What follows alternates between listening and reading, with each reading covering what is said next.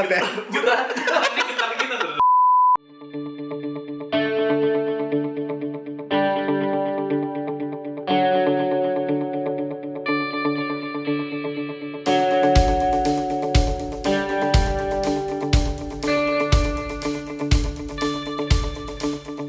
MSI menawarkan 3 varian dalam lini produk Aegis, yakni Aegis, Aegis X, dan Aegis Ti.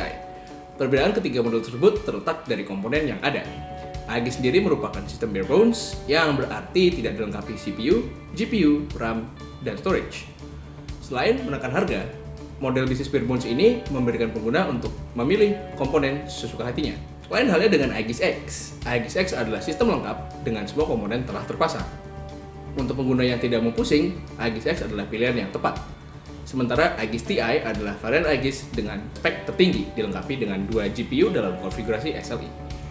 Namun yang resmi masuk ke tanah air baru Aegis dan Aegis X. Dan model yang kami review kali ini adalah Aegis X.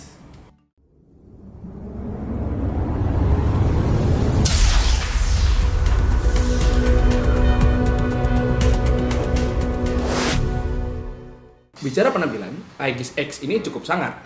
MSI tampaknya tidak salah pilih dengan sapon warna hitam yang menyelimuti casing, serta desain line chip dan angular.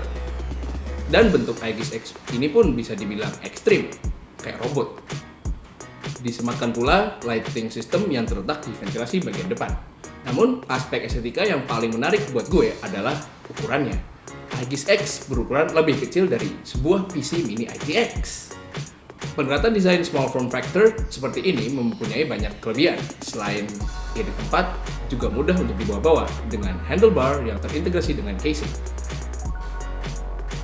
Dibandingkan dengan form lain, bahkan mini ITX sekalipun, Aegis X terlihat cukup imut. Tapi jangan tertipu keimutannya. Singkat kata, Aegis X adalah PC yang cukup keren. Jika Aegis tersedia dalam bentuk barebone, maka di Aegis X komponen-komponen seperti CPU, RAM, GPU, dan storage sudah menjadi standar. Amunisi yang dibawa pun tidak tanggung-tanggung, dengan CPU Intel Core i7 6700K sebagai jantung elektronisnya dan Nvidia GeForce GTX 1080 untuk menyajikan fidelitas visual yang tertinggi, dengan board custom MSI tentunya. Untuk storage, dalam Aegis X tersedia 2 buah slot SSD M2 yang salah satunya terisi sebuah SSD M2 SATA berkapasitas 256GB dan slot lainnya dapat digunakan untuk ekspansi storage. Disediakan pula drive bay untuk 2 HDD berukuran 3,5 inch dan 1 HDD berukuran 2,5 inch. Drive bay tersebut dapat diakses dari bagian atas casing. Aegis X juga dibekali RAM SODIMM DDR4 sebesar 16GB yang mengisi kedua slot RAM. Form factor yang kecil memang menarik, terbukti dengan banyaknya case mini ITX di pasaran. Namun, berpotensi menghambat airflow karena ruang dalam casing yang sempit. Maka dari itu, MSI menerapkan sistem cooling mereka, Silent Storm Cooling, pada Aegis X. Sistem tersebut membagi ruang casing berdasarkan airflow CPU, GPU, dan PSU. Jadi, ketiga komponen tersebut memiliki ruang atau zona airflow tersendiri ketimbang bercampur dalam satu ruang seperti casing kebanyakan. Klaim MSI, sistem ini dapat mendinginkan PC secara optimal. Aegis X pun dilengkapi dengan custom liquid cooler pada CPU bikinan MSI sendiri yang mengandalkan radiator berukuran 92 mm. Berkat sistem cooling ini, Aegis X dapat berjalan sangat senyap. Perbedaan noise level yang tercatat pada soundmeter kami antara idle dan full load tidak terlalu signifikan. Semua komponen tadi memperoleh daya dari sebuah PSU 600 watt berating 80 plus silver. Sayangnya, fan yang terdapat di PSU ini mengeluarkan bunyi coil whine. Mungkin banyak yang bertanya apakah PC build-up yang sangat customized seperti ini dapat di-upgrade sama masa pakainya. PC tentu membutuhkan update setiap beberapa tahun sekali. Apalagi untuk para sultan-sultan yang perlu menjalankan game di setting grafis rata kanan. Jawabannya adalah ya. CPU, GPU, RAM, dan storage Aegis X dapat di-upgrade seperti lazimnya sebuah PC. Tidak perlu khawatir. Memasang GPU di Aegis X pun tidak berbeda jauh dengan memasang GPU di PC lainnya. Begitu pula dengan CPU. Menambah storage merupakan hal yang sangat mudah. Cukup buka slot drive bay di atas casing, masukkan HDD, kemudian sambung kabel yang disediakan. Namun untuk motherboard, sayangnya tidak bisa di-upgrade. Sama halnya dengan PSU. Ukuran case yang compact dan desain custom memaksa MSI untuk menggunakan motherboard dan PSU yang custom pula. Soal reparasi pun bukan hal yang sulit, karena pemasangan atau penggantian komponen yang relatif mirip PC biasa.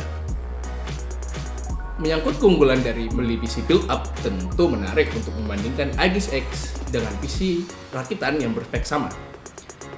MSI membandrol Aegis X harga 28 juta rupiah. Saat kami mencoba untuk meramu sebuah PC rakitan dengan komponen yang kurang lebih sama, total uang yang harus dikeluarkan mencapai 26 jutaan rupiah. Dari awal memang sudah jelas kalau PC build up akan lebih mahal. Namun, perbedaan harga yang tidak terlalu signifikan ini patut memperoleh perhatian khusus, seperti mengenai garansi misalnya. Pasti kebayangkan repotnya klaim garansi tiap-tiap komponen yang ada di PC. Memang ada garansi toko maupun distributor. Namun, komponen-komponen tersebut tentu memiliki distributor yang berbeda-beda, dengan syarat klaim yang berbeda-beda pula. Intinya bukan hal yang bisa dilakukan dalam sekejap. Nah, pengguna tidak perlu khawatir mengenai garansi tiap-tiap komponen Aegis X, karena klaim garansi secara keseluruhan akan ditangani langsung oleh Service Center MSI. Soal ease of use, Aegis X jelas menang. Nggak perlu repot-repot ngerakit, cukup colokin monitor, keyboard, mouse, dan peripheral lainnya. Ngomongin peripheral lainnya, Aegis X ini datang dengan keyboard dan mouse bundle dari MSI. Terkait fitur yang ada di Aegis X, gue paling suka sama tombol ini. Ini bukan cuma logo ataupun tombol power. Ini adalah tombol overclock. Jika dengan button ini dipencet, software MSI OCG ini akan mengoverclock CPU dan GPU hingga 15%. Profile OC-nya sudah built-in, jadi pengguna tinggal duduk manis dan pencet tombolnya. Bicara software, dalam Aegis X sudah terinstall berbagai software bawaan. Di antaranya adalah MSI Gaming Center, Nahimic Audio Enhancer, WT-Fast, dan XSplit Gamecaster. Di MSI Gaming Center, pengguna dapat men-setting clock speed serta fan curve berdasarkan profile yang tersedia, serta mengakses setting device seperti Wi-Fi dan volume dengan cepat. Masih ingat lighting system yang ada di ventasi bagian depan Aegis X? Disinilah tempat untuk men-set warna dan mode nyala LED tersebut. Sayangnya pengaturan warnanya masih sangat terbatas. Misalnya di dalam mode static, warna LED hanya dapat di set menggunakan slider yang tersedia. Dan pada mode lainnya, warna LED tidak dapat dirubah sama sekali. Nahimic Audio Enhancer sendiri adalah semacam audio processing software. Nahimic menawarkan 7.1 virtual surround sound dan berbagai audio enhancement lainnya. Lalu bagaimana dengan performa Aegis X ini? Dengan CPU Skylake paling top dan GTX 950, jelas kinerjanya tidak mengecewakan. Untuk catatan, semua game dijalankan di resolusi Full HD pada preset setting grafis tertinggi. Di Rise of the Tomb Raider, dalam mode DirectX 12, Aegis X dapat mencapai angka rata-rata 130 fps. Bukan hal yang mudah mengingat ROTTR adalah game yang cukup boros resource, terutama VRAM.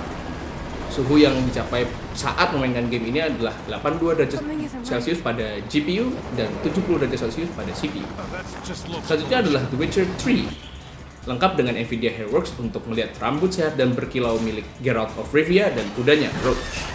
Dengan setting Hairworks pada maksimal dan Hairworks AA pada 4 kali MSAA, Aegis X masih dapat menyajikan angka rata-rata 72 fps, sangat smooth dan playable. Suhu yang dicapai saat memainkan game ini adalah 82 derajat Celcius pada GPU dan 80 derajat Celcius pada CPU.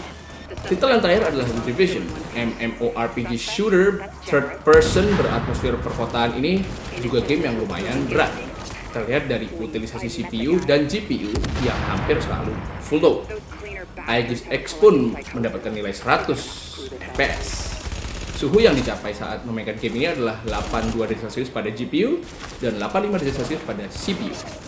Seperti semua produk, poin positif dan negatif pun perlu gue omongin. Mulai dari poin positif dulu. Secara estetis, Aegis X keren banget.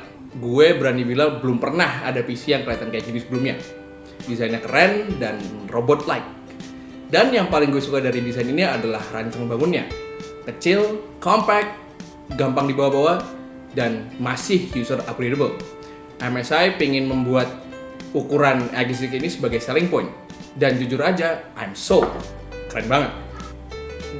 Nggak perlu PC tower super besar. Selain itu, lagi-lagi layanan perjual juga merupakan poin penting dari PC build up. Segala kerepotan memperbaiki PC pun sirna. Poin negatif dari AGX ini menurut gue adalah adanya komponen non-user replaceable seperti motherboard dan PSU. Jika kedua komponen tersebut rusak, hanya MSI lah yang bisa menggantinya. Mengingat kedua komponen tersebut sangat customized. Lalu, apa yang akan terjadi kalau AGX ini udah nggak dibikin lagi? Apakah komponen custom tersebut masih akan tersedia? Hanya Tuhan yang tahu. Lalu catatan untuk suhu CPU yang mencapai 85 derajat Celcius pada benchmark The Division. Apa yang bakal gue omongin ini bukan poin negatif, tapi tetap harus gue bahas. AGX mempunyai batasan ruang akibat form factor yang cukup kecil, dan artinya MSI harus mengakali batasan tersebut dengan chambered cooling. Akal-akalan tersebut bekerja cukup baik mengingat terbatasnya ruang airflow di dalam casing. Namun terkadang masih cukup panas. MSI sudah melakukan yang terbaik. Ini bisa dilihat dari clock speed, CPU dan GPU yang tidak throttling. Semoga sistem silent storm cooling ini dapat dikembangkan lebih lanjut. Kesimpulannya, buat yang lagi nyari PC gaming namun belum bisa menentukan apakah mau beli PC atau ngerakit PC, AGX bisa menjadi kandidat potensial. Dengan perbedaan harga hanya 2 juta rupiah dari PC rakitan, AGX menawarkan desain yang keren, performa tinggi dalam satu paket. Ditambah pula dengan dukungan purna jual dari MSI Indonesia. Oke, cukup untuk review kali ini. Jangan lupa like video kalau bagus, dislike video kalau jelek. Jangan lupa subscribe tentunya. Gue Ricky dari Playtime. It's playtime!